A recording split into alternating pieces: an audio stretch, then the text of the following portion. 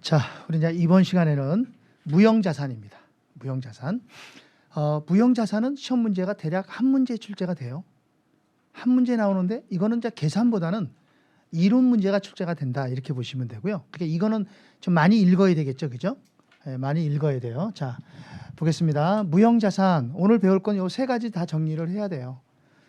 자, 제일 먼저 무형자산의 개념. 무형자산이란 정의 352쪽에 정의부터 보겠습니다.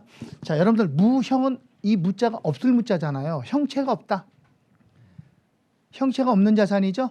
그래서 무형자산은 물리적 실체가 없지만, 물리적 실체는 없지만, 그게 눈으로 보이지는 않지만 내가 가지고 있다는 걸 알 수 있어야 되는 거야. 그러니까 그걸 식별이 가능하다 이렇게 얘기를 해. 알겠어요? 식별 가능한 비화폐성 자산이다 이렇게 얘기를 합니다. 자, 물리적 실체는 없지만 식별 가능한 뭐라고요? 비화폐성.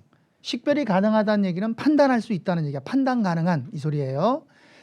화폐 비화폐성 자산이다. 비화폐성이라고 하는 것은 물가가 오르거나 내릴 때 같이 따라서 움직인다는 거죠. 그게 비화폐성. 물가가 오르거나 내릴 때 화폐는 그냥 일정하다. 이걸 화폐성이라고 합니다. 됐죠? 대표적인 비화폐성 자산이죠. 됐나요? 예, 이러한 이 무형자산을 인식하기 위해서는 다음 요건을 모두 충족했을 때 무형자산으로 인식할 수가 있습니다. 그래서 다음을 모두 충족하면 자산으로 인식한다. 그 중에서 제일 먼저 1번 식별 가능해야 된다. 여기서 식별 가능하다라고 하는 것은 분리가 가능하다. 그러니까 어떤 자산으로부터 분리해서 독자적으로 매매, 교환, 임대, 분배가 가능하다 이 소리예요. 그랬을 때 무형자산이야. 식별이 불가능하면 안 됩니다. 자, 예를 하나 들어드릴게요. 여러분들 컴퓨터 한번 생각해봐요. 컴퓨터라는 자산이 있죠. 이 컴퓨터는 물리적 실체를 갖고 있는 유형 자산이에요. 그래서 우리는 컴퓨터를 비품이라 그러잖아요. 그렇습니까? 근데 컴퓨터가 돌아가려면 뭐가 있어야 돌아가지? 컴퓨터를 돌리려면 이 다른 학원에서 전기 그래갖고 나한테 혼났어 그 사람. 전기가 있어야 돌아간다는 거야. 그건 기본이고. 예. 전기 꽂는다고 돌아가냐?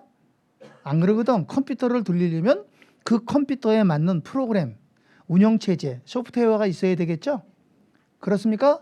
그러면 그 프로그램은 컴퓨터와는 별개로 분리해서 독자적으로 매매할 수 있나요? 매매 가능합니까? 아, 당연히 매매 가능하죠. 그 저작권인데 그게 직접 재산권이에요. 그게 교환할 수도 있죠.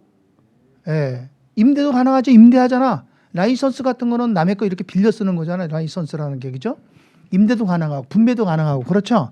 예, 그걸 얘기하는 거야. 이해갔습니까? 그러니까 무형자산이 되기 위해서는 어떤 자산과도 별개로 분리해서 매매, 교환, 임대 등이 가능해야 된다라고 하는 거야. 알겠습니까? 알았죠? 그랬을 때 무형자산이 돼요. 그런데요.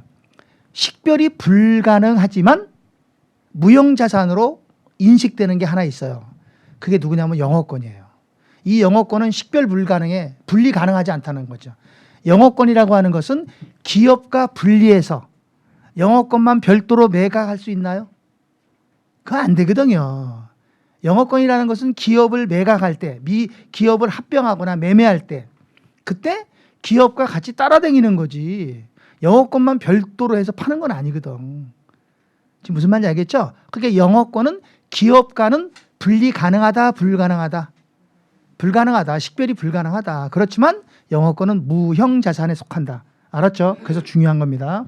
두 번째 자산이 되기 위해서는 일단 통제가 가능해야 돼. 이게 눈으로 보이지 않는다고 너도 쓰고 나도 쓰고 다 같이 쓰자 그러면 안 된다는 거야. 내가 가지고 있는 특허를 다른 사람이 내 특허를 쓰면 어떻게 내가 제지할 수 있어야 되죠? 아, 그래 안 그래요? 그게 통제 가능한 거야. 그래서 통제 가능하려면 일단 어떻게 해야 돼? 배타적인 권리가 있어야 되고 효율적으로 통제가 가능해야 돼. 그러니까 독점적으로 이용할 수 있어야 돼. 제3자의 접근을 차단할 수 있어야 돼. 이 통제라는 게 굉장히 넓은 의미예요. 알았죠? 네. 그 다음 세 번째는 자 미래의 경제적 효익이 기업에 유입될 가능성이 높아야지. 자산이니까. 돈을 벌 수 있어야죠. 그리고 마지막 네 번째가 자산의 금액을 신뢰성 있게 측정할 수 있어야 되는 거예요. 알았죠? 이렇게 네 가지가 모두 충족이 됐을 때 무형자산으로 인식할 수 있다. 다만 여기서 이제 좀 특이한 게 이겁니다. 1번. 이게 중요한 거죠. 식별 가능하다라고 하는 거는 무형자산에만 있는 인식 요건이에요. 어디에만 있는 거? 무형자산에만. 다른 자산은요. 식별 가능하다라는 말이 없어요. 자산을 인식하는데. 유형자산은 눈으로 보여 안 보여? 그러니까 당연히 식별 가능하지. 그거는 다. 그러니까 식별 가능하다라는 말을 안 쓴다고. 근데 무형자산은 눈으로 보이지 않으니까 굳이 이 말을 써야 되는 거야. 식별 가능해야 된다? 무슨 말인지 알겠죠? 예, 그렇게 보시면 됩니다. 자, 두 번째. 무형자산의 분류. 무형자산은 어떻게 분류하냐? 대부분 무형자산은 법률상 권리로 돼 있어요. 법적 권리. 알았죠?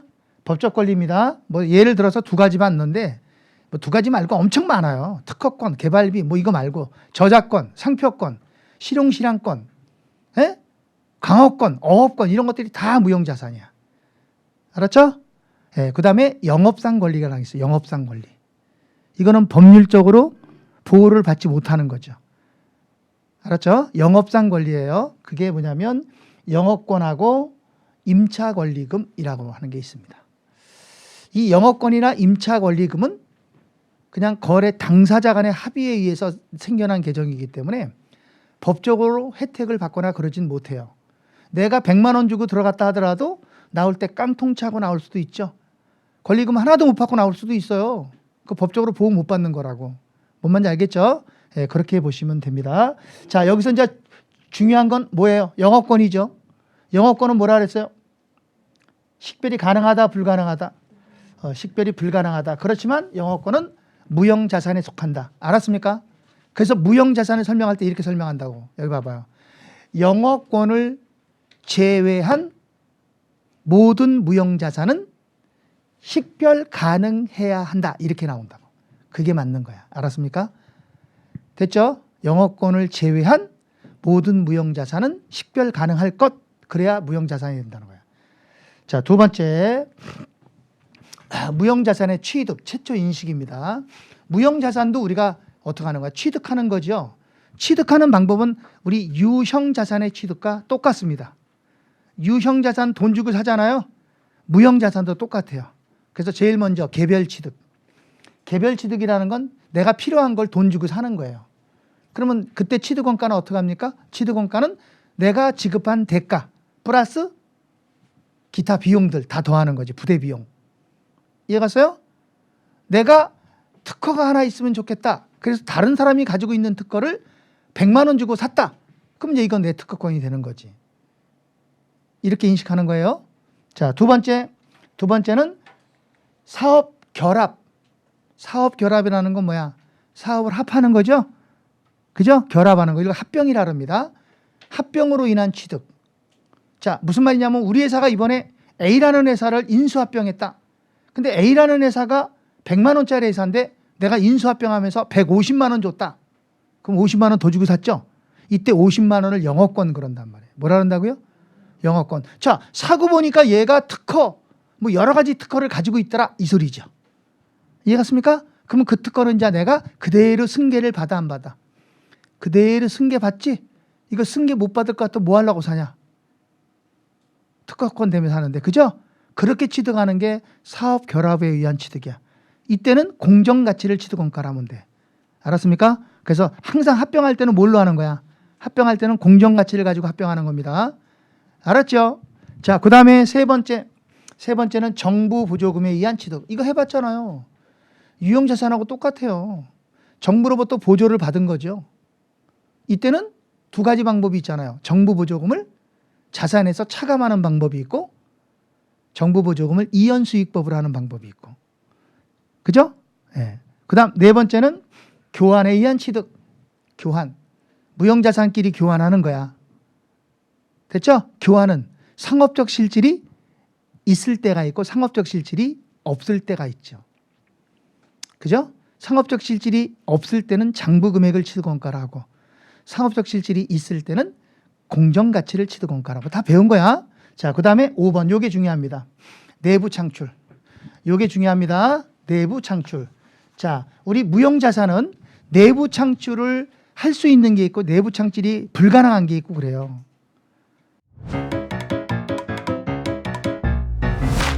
에듀윌 유료 회원만의 특별한 서비스.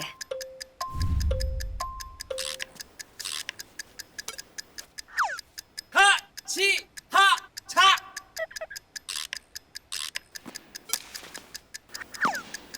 하치하차 정답! 같이 하자 친구야 에듀윌 유료 회원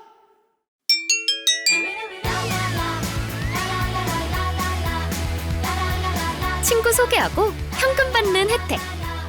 오직 에듀윌 유료 회원에게만. 에듀윌. 알았죠? 내부 창출이라는 말은 무슨 말이에요? 내부 창출은 자가 창출이라는 뜻이거든요. 우리 회사가 자산을 그냥 스스로 내부에서 만드는 거예요. 그런 걸 내부 창출이라 그래. 알았어요? 조금 차이가 있을 거예요. 여러분들 프린트하고 요거하고. 아침에 와서 내가 살짝 고쳐놨어. 내부 창출. 됐어요? 그래서 내부 창출이 가능한 게 있고요. 뭐가 있다고요? 내부 창출이 가능하다. 그렇게 적어놨잖아. 내부 창출이 가능한 거는 누구냐? 거기는 뭐라고 돼 있어? 자산 인식 가능이라고 돼 있잖아요. 그래요. 내부 창출이 가능하다. 어떤 거냐? 특허권, 개발비 등 여러 가지가 있죠. 이거는 자산으로 인식하는 거야. 자산으로 인식하는 거 알겠어요? 내부 창출이 가능한 거는 자산을 인식합니다. 근데 내부 창출이 안 되는 게 있어요. 내부 창출이 불가능한 거. 내부 창출 불가능. 요게 중요해. 내부 창출 불가능한 거. 시험 문제는 요게 나와. 불가능한 거. 알겠어요? 대표적인 게 누구냐면 영업권이에요. 이 영업권은 내부 창출이 안 됩니다. 자가 창출 안 돼요. 고객 목록, 브랜드 가치, 출판 표제, 제호. 이러한 것들은 자산으로 인식할 수 있다 없다. 이런 것들은 자산으로 인식하지 않는다. 그러면 얘네들은 언제 자산이 되느냐? 자산이 되려면 어떻게 해야 돼? 남의 거를 돈 주고 사면 자산이야. 무슨 말인지 알겠어요? 다른 사람이 갖고 있는 걸 내가 돈 주고 사. 유상 취득. 그때만 자산으로 하는 거야. 그렇지 않으면 자산이 안 되는 거야. 내가 예를 들어서 네이버 있자 네이버. 네이버는 회원이 얼마나 될까? 고객이. 엄청 많겠지. 그럼 고객에 대한 정보가 무지무지하게 많을 거 아니야. 그거 돈이야 돈 아니야? 그거 돈이야. 그게 걔네들 입장에서 봤을 때는 내부적인 자산인 거야 그게. 근데 그걸 자산으로 걔네가 인식하면 돼 안 돼? 안 되거든. 그게 내부 창출이 안 되는 거야. 이해 갔어요? 됐죠? 그런 건 안 되는 거야. 예. 다른 사람이 가지고 있는 고객 목록을 합당한 방법으로, 불법이 아니라 합당한 방법으로 돈 주고 샀다. 그러면 그거는 자산이 되는 거야. 불법으로 사면 안 되고. 그러면 개인정보 유출이니까 그런 건 안 되지. 그런 거 말고 알겠어요? 예. 됐죠? 그렇게 알아두시면 돼. 자, 근데 문제는 뭐냐면 이 내부 창출을 하게 되면 아무래도 신뢰성이 떨어질 수가 있어요. 왜? 내부 창출은 자기네가 자기 금액을 만드는 거 아니에요? 그럼 기업이 어떻게 만들겠어요? 자산이 안 되는 것도 자산으로 그냥 인식을 해버릴 수도 있고 그러죠? 그럴 거 아닙니까? 그래서 내부 창출을 하는 데는 신뢰성이 떨어지기 때문에 단계가 필요하다.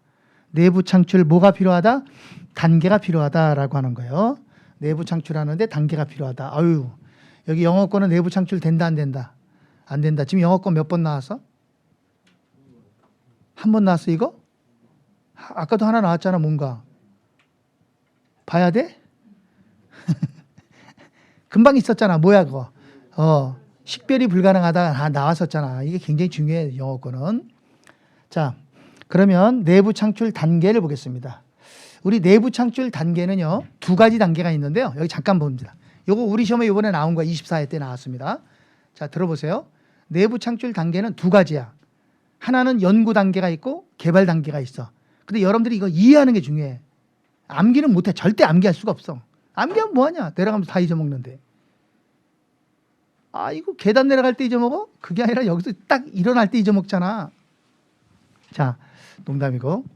내부 창출을 할 때는요, 제일 먼저 연구 단계를 먼저 하는 거예요. 개발 단계보다 연구가 먼저입니다. 연구를 먼저 해서 연구에 뭐 되면, 연구가 성공을 하면, 알았어요? 연구에 성공하면 그때 개발 단계에 착수하는 거예요. 만약에 연구를 했는데 연구에서 실패했다. 그럼 개발할 필요 없어요. 돈 들어가는데 뭐 하려고 개발합니까? 그래서 항상 누가 먼저야? 연구가 먼저야. 알았어요? 그럼 연구 단계에서 어떻게, 연구 단계는 어떻게 하는 게 연구 단계냐? 아주 간단해. 연구 단계는 머리로 하는 거야, 몸으로 때우는 거야? 빨리 해봐. 뭘로 하는 거야? 머리로 하는 거지. 그럼 연구 단계에서는 가만히 앉아서 연구하는 거야? 이리저리 돌아다니면서 하는 거야? 품바리를 하는 거야, 연구 단계는? 아니지. 앉아서 차분하게 하는 거지. 그런 게 연구 단계야. 알았습니까? 그래서 연구 단계는 이런 게 연구 단계. 자, 보세요. 과학적인 지식을 탐구하거나 연구하는 활동. 두 번째, 기존 제품을, 기존에 나와 있는 제품을 어떻게 저거를 응용할까? 왜냐하면 우리 제품을 신제품을 만들려면 기존에 있는 제품을 좀 더 연구를 해야 좋은 제품이 만들어지잖아. 그럴 거 아니에요. 그래서 기존의 제품을 어떻게 응용할 것인가 가능성을 모색하는 활동. 그리고 연구할 때는 여러 가지 안이 있을 거 아니에요. 한 가지만 연구하는 게 아니잖아요. 이것도 하고 이것도 하고 다 해봐야 되잖아. 그럼 A안, B안, C안, D안 이런 안들이 많이 있을 거 아니야. 그런 안들을 최종적으로 선택하는 활동. 그런 활동이 다 머리로 하는 거지.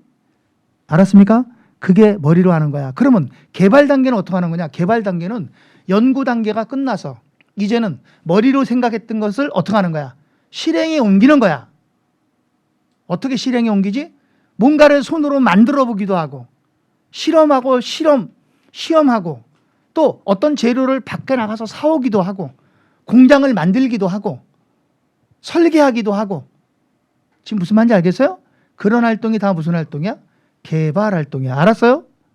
그래서 개발 활동을 어떻게 하는 거야? 개발 활동은 몸으로 때우는 거야. 머리로 하는 게 아니라. 알았어요? 그래서 읽어봤을 때 이건 몸으로 때워야 되겠는데 그러면 개발 활동. 이거 가만히 앉아서도 할 수 있어. 그럼 이거는 연구 활동. 알았습니까? 알았어요? 몰랐어요? 알았죠? 자, 그럼 보겠습니다. 이렇게 연구 활동에서 지출된 비용은 연구 단계에서 지출된 비용은 즉시 비용이야. 알았습니까?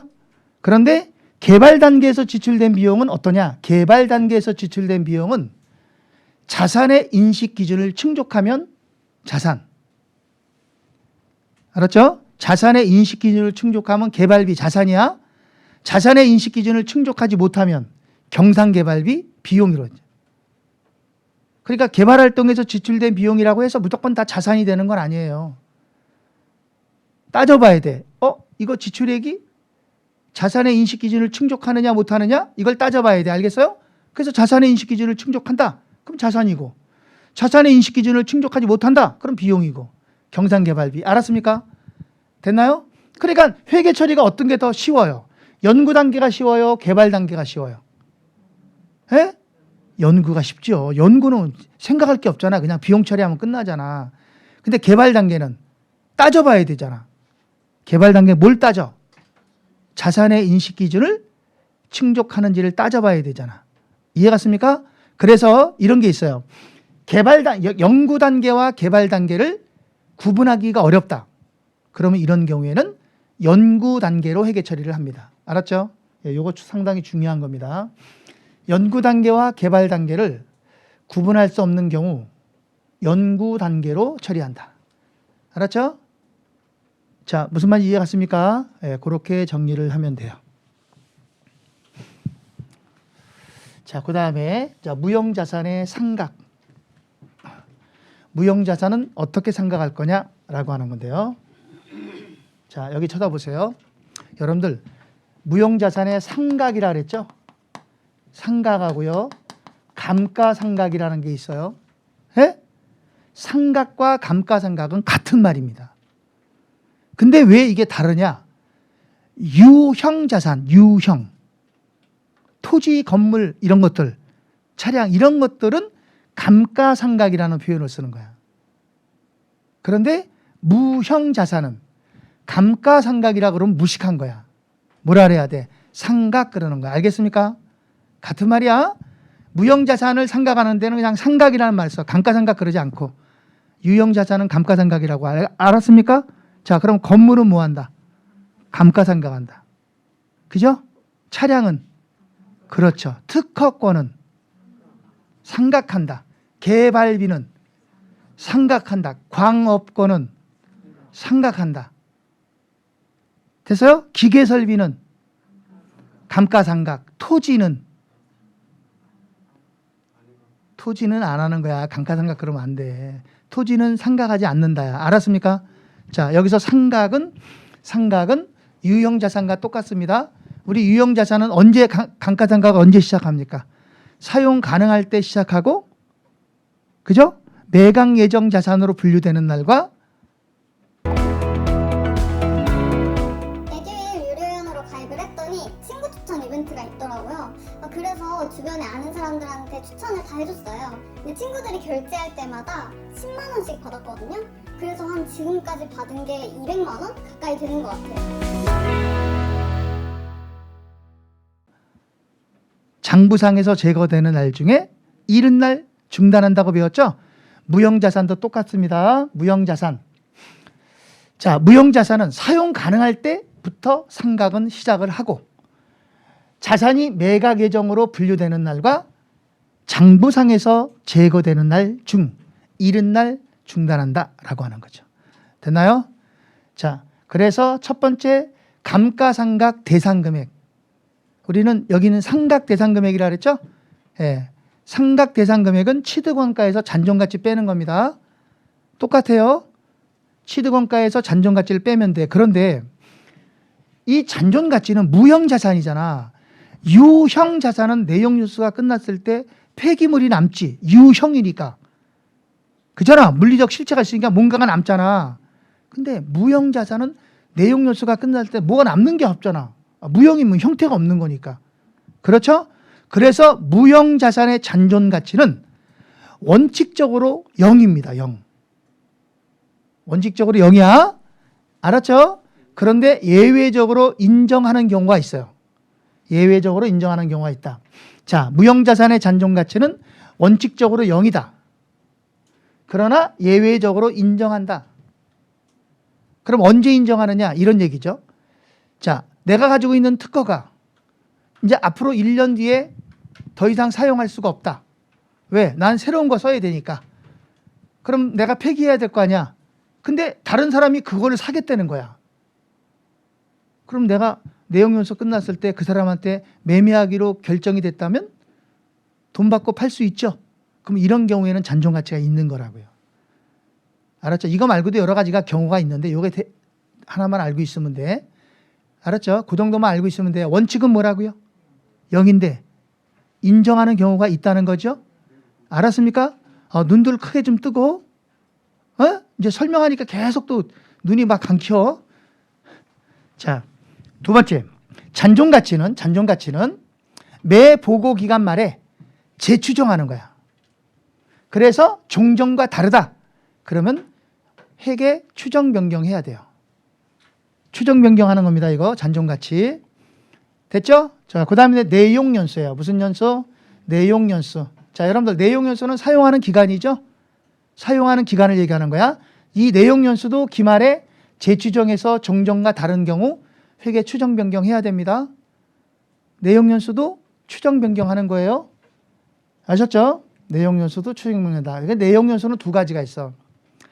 이 유형 자산의 내용연수는 무조건 한정돼 있어. 유한해. 내용연수를 다 정할 수 있다고 알겠습니까? 근데 무형 자산은요. 내용연수를 정할 수 있는 게 있고 정하지 못하는 게 있어요. 그래서 여기 유한이라는 말은 한정이라는 말 같은 말이거든. 정할 수 있다는 거야. 그럼 얘는 내용연수 기간 동안 합리적으로 상각을 하면 돼. 알았어요? 정해지니까. 그러면 유한의 반대가 뭐야? 유한의 반대는 무한 그러면 안 돼. 무한이라는 말은 절대 쓰는 거 아니야. 무한은 토지만 무한이야. 다른 건 절대 무한이라는 말 쓰는 거 아니야. 비한정이라 그래. 뭐라 한다고요? 비한정. 비한정이다 이 얘기는 무슨 말이야? 비한정이라는 얘기는 내용 요소를 정할 수 있다 없다? 정할 수가 없다. 몇 년인지 알 수가 없다. 그게 비한정이야. 알았어요? 그럼 여러분 물어볼게요. 여러분들 내용 요소가 유한이 좋아? 비한정이 좋아? 비한정이 좋은 거야.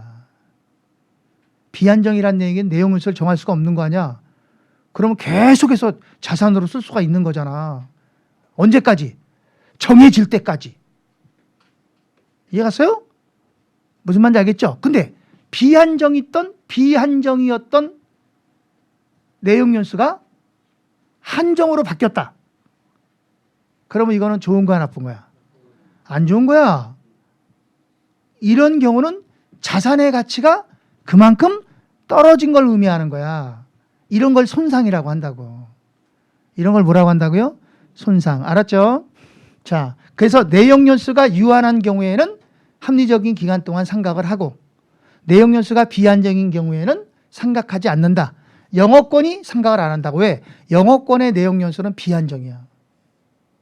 회사가 망할 때까지 이용할 수 있는 게 영업권이거든. 언제까지다 이렇게 얘기할 수가 없어. 그래서 비한정이에요.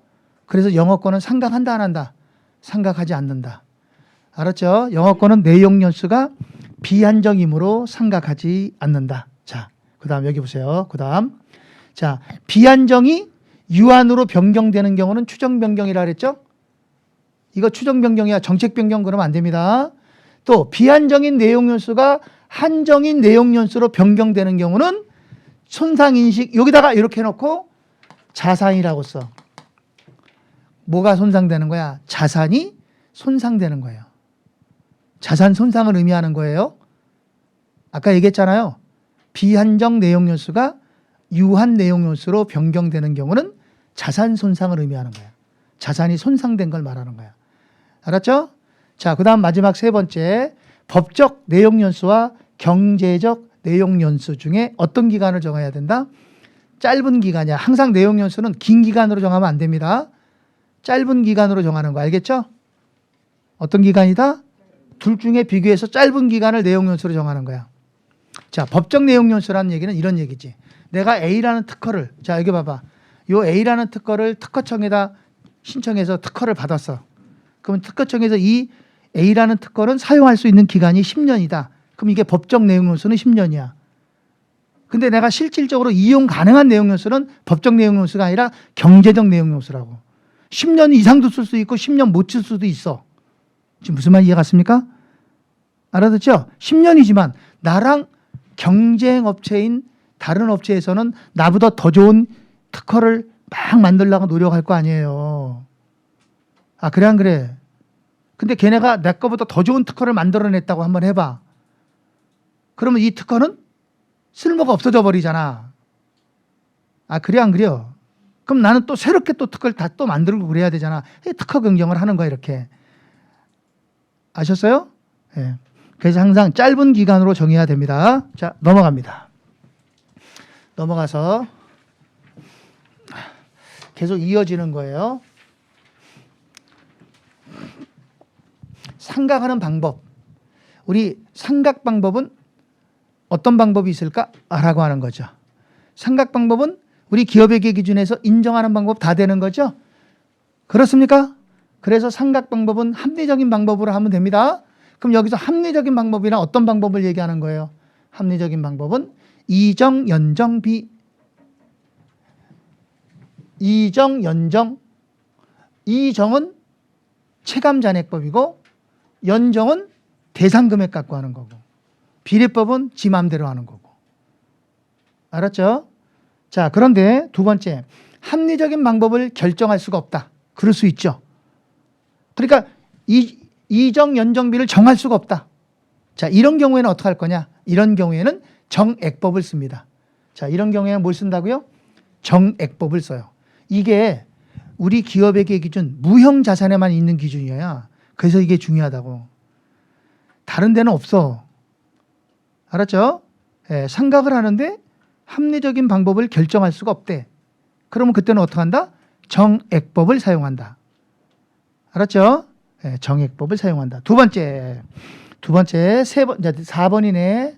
4번에 상각액의 처리. 자, 무형자산 상각은 비용이죠. 이거 일반적으로 비용입니다. 그래서 무형자산 상각액은 일반적으로 비용 처리합니다. 여기서 비용 처리라는 건 뭐예요? 일반적으로 비용 처리하는 것은 손익계산서의 비용으로 가라 이 소리야. 자, 어디 비용으로 가라? 손익계산서 비용 처리해라 이 소리야. 알았습니까? 됐어요? 그런데 이 상각액이 비용으로만 처리하는 건 아니야. 어떤 자산을 제조하는 것과 관련이 있다. 그러면 비용 처리하지 않고 해당 자산의 제조 원가에 가산하는 거야. 그래서 자산의 제조와 관련된 경우에는 자산 원가에 가산한다. 자, 이게 무슨 말이냐면 이런 얘기거든요. 자, 보세요. 우리 회사 건물이 2개다. 건물이 2개야. 하나는 본사 건물, 하나는 공장 건물. 그럼 본사 건물을 감가상각하면 이거는 손익계산서 비용 처리하는 거야. 됐죠? 근데 공장 건물을 감가상각했다. 그럼 이건 비용 처리하면 안 돼. 왜? 공장 건물은 제품을 제조하는 것과 관련이 있지? 아, 그래 안 그래요? 그럼 이건 어떻게 해야 돼? 이건 제품 제조 원가로 가야 된다는 거지.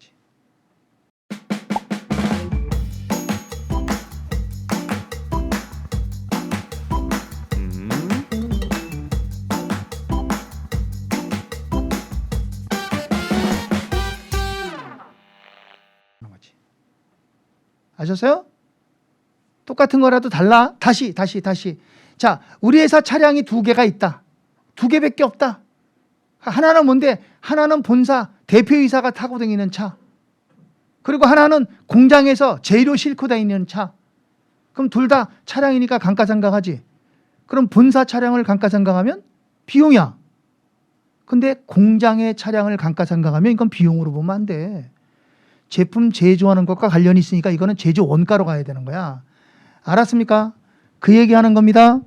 자, 마지막 하나는 손상 및 재평가. 이거는 똑같습니다. 유형자산 손상과 재평가가 똑같아요. 그래서 이거는 유형자산에 준해서 처리한다. 그러니까 우리 금방 전 시간에 배운 거 있잖아요. 그거랑 똑같다 이 소리예요. 자, 그럼 우리 문제를 잠깐 보겠습니다. 눈이 자꾸만 감기니까 일단 문제를 좀 보고 할게요. 자, 어디 볼 거냐면 고제 367쪽에 문제 1번. 자, 무형자산에 관한 설명으로 옳지 않은 것. 1번. 무형자산은 물리적 실체는 없지만 식별 가능한 화폐성 자산이다. 틀렸네. 그 B자가 틀렸지? 비화폐성 자산이다 그래야 되는데. 그래서 이거 틀린 거예요. 자, 나머지는 다 옳은 지문이죠? 지금 빨리 읽으세요. 여러분들이 읽으세요.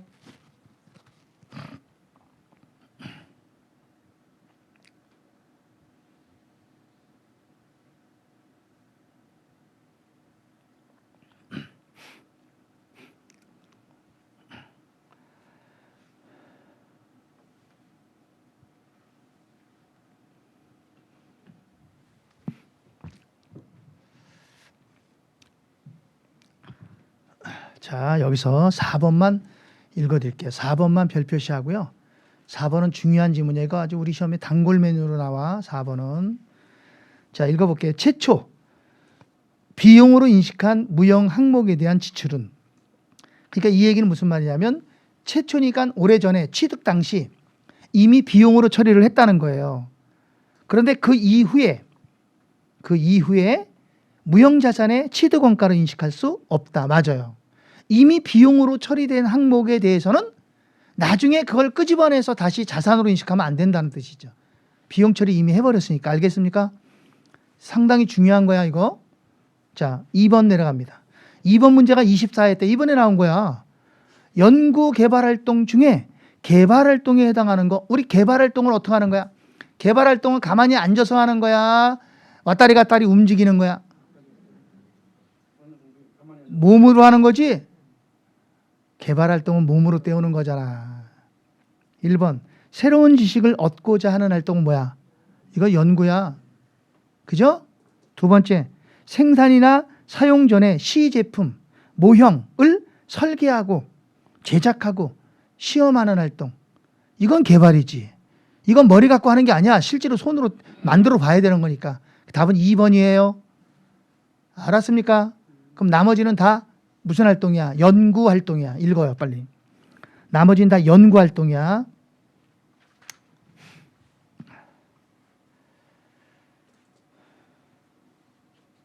좀 이 문제는 어려웠어. 쉽다고 할 수가 없어, 사실은.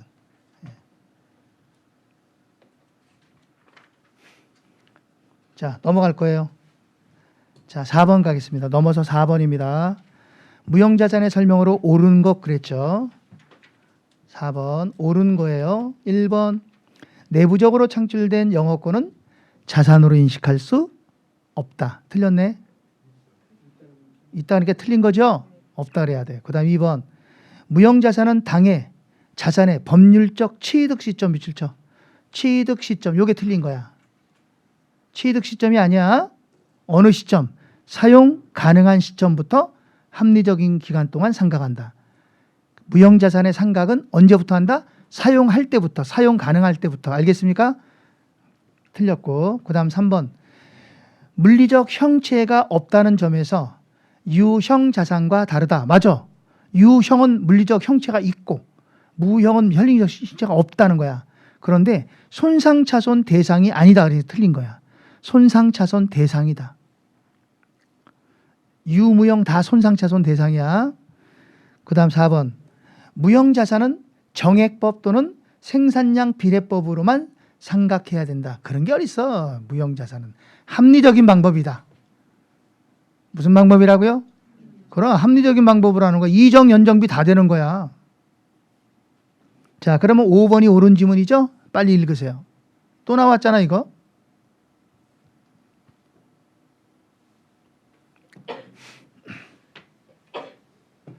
됐나? 자, 그 다음에 5번입니다. 자, 무형자산에 관한 설명 중 옳지 않은 것. 1번 내용 연수가 비한정인 무형자산은 상각하지 않는다. 맞아요. 2번 무형자산은 미래의 경제적 효익이 기업에 유입될 가능성이 높고 원가는 금액이야. 를 신뢰성 있게 측정 가능할 때 인식한다. 맞고. 3번 무형자산의 손상차손은 장부 금액이 회수 가능가액을 초과하는 경우 인식한다. 맞아요. 회수 가능가액은 순공정가치와 사용가치 중 큰 금액이다. 맞죠? 4번 내부적으로 창출된 영업권은 무형자산으로 인식하지 않는다. 맞죠? 5번이 틀렸어. 왜 틀렸을까? 긴 기간 그래서 틀린 거야. 짧은 기간 그래야 돼. 자, 뒤로 넘어가서 7번입니다. 7번. 자, 옳은 거 찾으라 그랬죠? 옳은 거. 1번. 무형자산에 대한 손상차손은 인식하지 않는다. X. 인식한다. 손상차손 인식하는 거예요. 2번. 내용연수가 한정 밑줄 치고 이거 한정이 유한이야.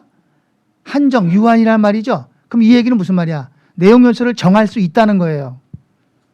아셨죠? 그러면 그런 무형자산은 상각한다 그래야지. 정할 수 있으니까 내용연수 기간 동안 상각한다. 3번 내용연수가 비한정인 무형자산은 정액법에 따라 상각한다. X. 뭐가 틀렸어? 합리적인 방법 같은 소리 하고 얹었어. 내용연수가 비한정인 무형자산은 상각하지 않는다 그래야지 무슨 또 합리적인 방법으로 한다냐. 아, 그래 안 그래요? 자, 그 다음 4번. 자, 무형자산은 유형자산과는 달리 재평가 모형을 선택할 수 없다? 아니요. 유형이든 무형이든 다 재평가 모형, 원가 모형 둘 다 선택할 수 있는 거야. 됐죠? 그러면 정답은 5번이 정답이에요. 5번이 옳은 지문이야. 빨리 읽어보세요. 뭐라고 돼 있어?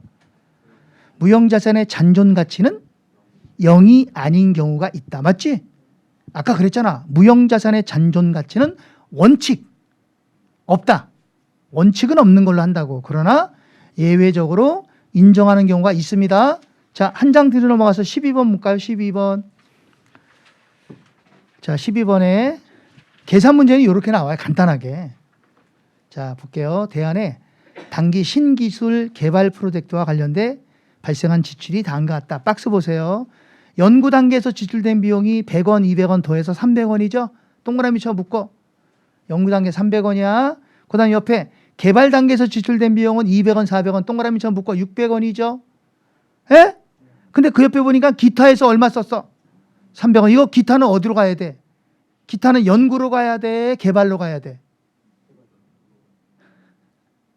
기타는 잘 모르는 거니까 연구로 가는 거지. 아까 그랬잖아. 연구 단계와 개발 단계를 구분할 수 없는 경우에는 연구 단계로 본다 그랬잖아. 그러니까 기타는 연구 단계로 가는 거야. 알았어요? 그럼 연구 단계가 얼마야 그러면? 600원이야. 연구 단계가 얼마라고요?